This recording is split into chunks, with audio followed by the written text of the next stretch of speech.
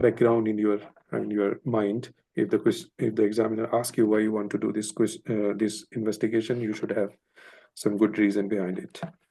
Okay, so here in this patient, we are dealing with either Cushing syndrome or Cushing disease patient. So if the examiner is asking what are the causes of Cushing syndrome, anyone can reply to me. What could be the causes of Cushing syndrome?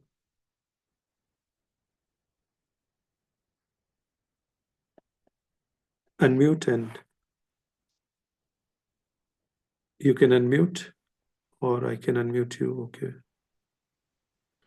Raise your hand. Anyone want to reply?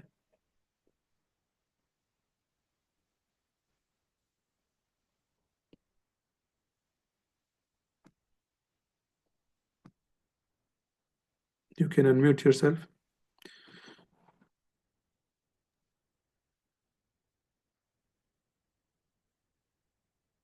Okay. It's Hello. okay. Yes.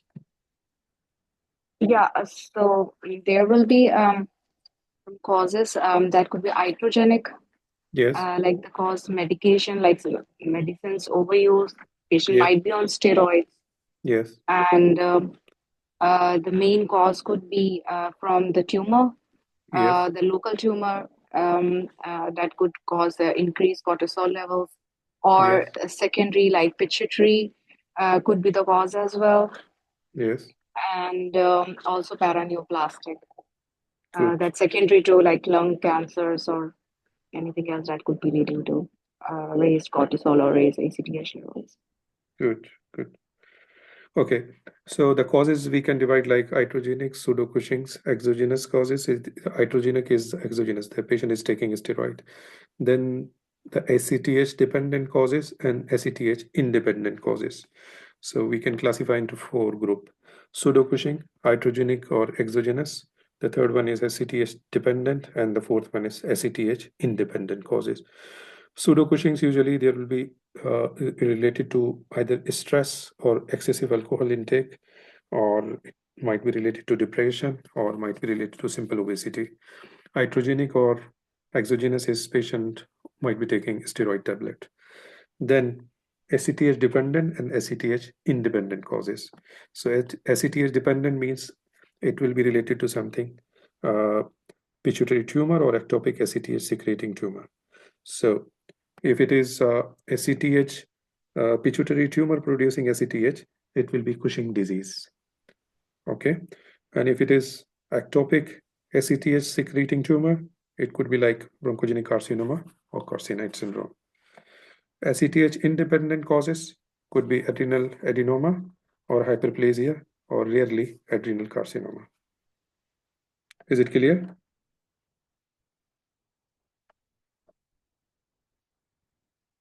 Okay. Are not we are going to use tell that glucocorticoid induced, and then first to be glucocorticoid induced and secondary will be the primary pituitary tumor, or then ectopic ACTH and adrenal tumor itself in the Okay. four subcategories. Okay. Four categories like this.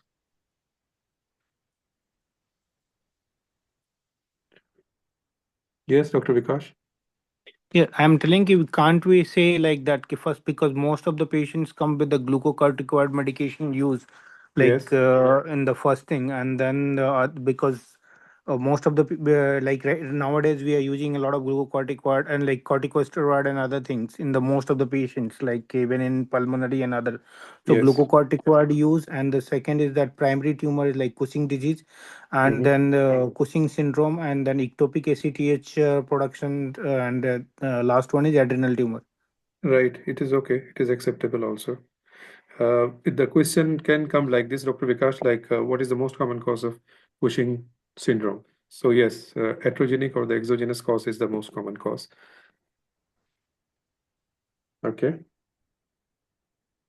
Okay.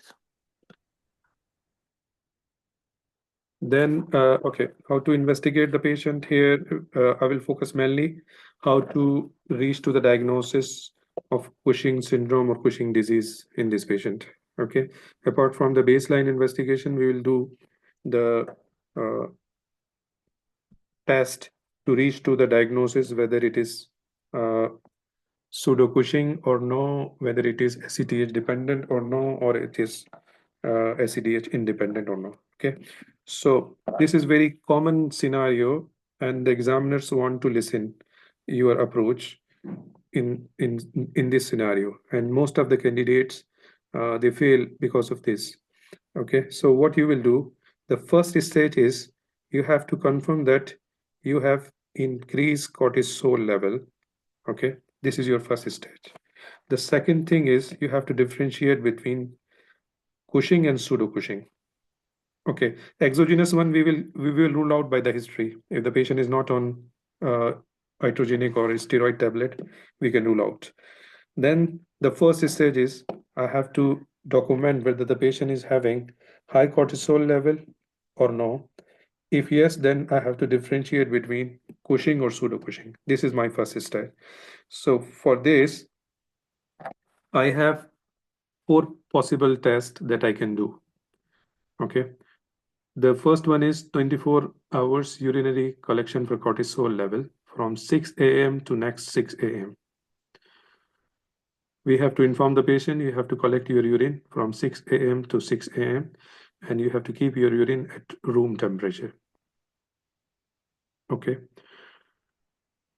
The second possible test is we have to collect saliva cortisol level. For this, patient has to do fasting for 3 hours, but he may drink some water and he should not smoke. What we have to do, we have to keep one cotton swab in the mouth for a few minutes. When the swab is soaked or saturated with saliva, we will remove it and we will keep it in a container. Like this, we can keep 2 to 3 swab in a container. This is one way of taking the salivary cortisol level. The second method is patient will spit in a container repeatedly until it reaches to the line that is mentioned on the container. Then close the lid tightly. So this is the second test.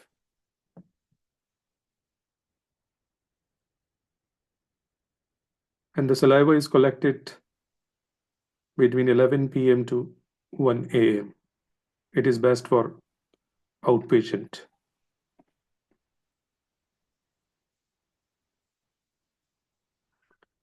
Okay. The third option is we can collect the serum cortisol level at 11 p.m. late night. So it is best for inpatient. If the patient is admitted in the hospital, we can take the sample at 11 p.m. These are the 3 tests that will tell the patient is having high cortisol level. Clear? So these are the 3 tests. We can do 2 out of these 3 to confirm that the patient is having high cortisol level. Then the fourth one is to differentiate between pseudo-Cushing and Cushing. So what we will do here, we will give low dose dexamethasone at 11 p.m. to the patient. And we will check the cortisol level at 8 a.m. in the morning. So the cortisol was high in the initial 3 tests. Then the fourth one, I gave the low dose dexamethasone. And I have to see now the cortisol is suppressed by this low dose dexamethasone or no. If it is suppressed, it is pseudo-Cushing's. If it is not suppressed, it is Cushing. Okay. Is it clear to everyone now? This is our first stage. We have finished. You can reply by chat. You can unmute and reply if you have any question. Okay.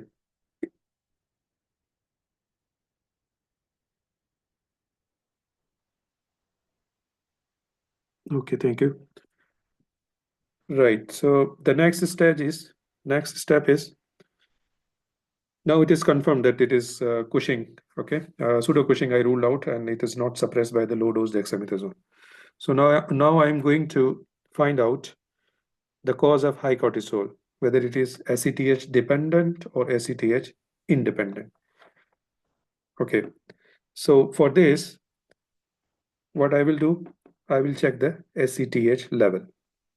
If ACTH level is low, it means it is not ACTH dependent. So it will be the adrenal cause. I will do the investigation for adrenal glands, like CT scan or MRI of adrenal gland plus minus adrenal vein sampling. Clear? If the ACTH level is high, then we have two possibilities. Either it is ACTH producing pituitary tumor, or it is ectopic ACTH producing tumor. Clear? For this, I will give high dose dexamethasone. High dose dexamethasone means I will give dexamethasone 60 milligram per day, like 4 milligram every 6 hours. So it will become 16 milligram per day. And I will check again ACTH. I will check the cortisol, sorry. I will check the cortisol again. If cortisol is suppressed, it is ACTH producing pituitary tumor. And if it is not suppressed, it is ectopic ACTH producing tumor. Clear? Let me repeat the second stage again. In the first stage, we differentiate whether it is Cushing or pseudo Cushing. So we ruled out pseudo Cushing. Pseudo Cushing is out. The second stage, it is Cushing, whether it is Cushing disease or Cushing syndrome, whether it is ACTH dependent. The second stage, we have to see whether it is ACTH dependent or no. For this, I will check the ACTH level. If the ACTH level is low, it is simple. It is related to adrenal gland. So we'll do the investigation for adrenal gland, like CT scan or MRI of adrenal glands plus minus adrenal vein sampling. If the ACTH high, we have two possibilities. Either it is ACTH producing pituitary tumor, or it is ectopic ACTH producing tumor, like bronchogenic carcinoma or carcinoid.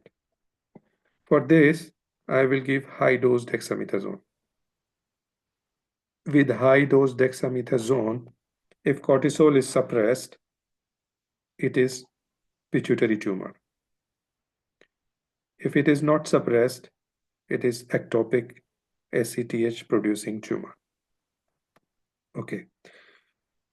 Now the scenario, if it is suppressed, so it will be like pituitary tumor. So for pituitary tumor, I will do the investigation. What?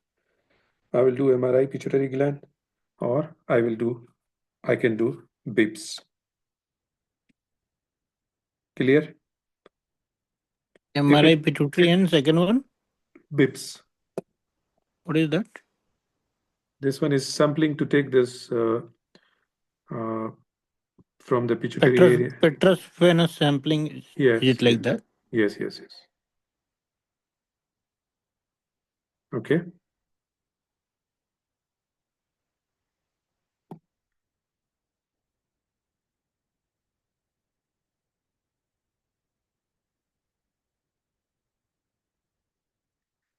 Okay, then if it is like not ACTH